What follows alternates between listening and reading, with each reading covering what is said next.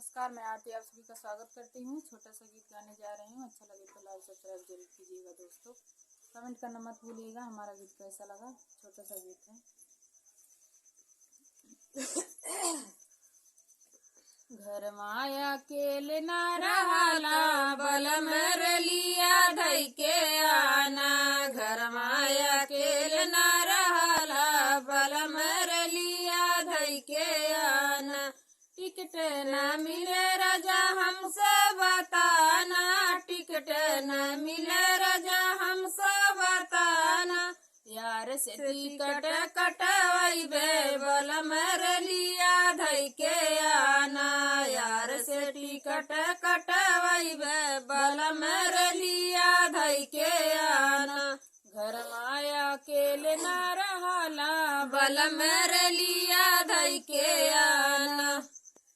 घर माया केल ना रहाला बल मर लिया धई के आना। घर माया केल ना रहाला बल मर लिया धई के आना। पैसा न मिले राजा हमको बताना। पैसा न मिले राजा हमको बताना। पैसा न मिले राजा हमको बताना। ओ हीरे सहरवा में यार के नौकरिया। ओ हीरे सहरवा में यार के नौकरिया। यार से हम पैसा दिलैबे बल मर लिया धई के आना। यार से हम पैसा दिलैबे बल मर लिया धई के आना। घर माया केल ना रहाला बल मर लिया धई के आना। घर माया केल ना रहाला बल मर लिया धई के आना। रात हो जाए राजा हमसे बताना। रात हो जाए राजा हमको बताना। नैहर से भैया बोलैबे बल मर लिया धई के आना।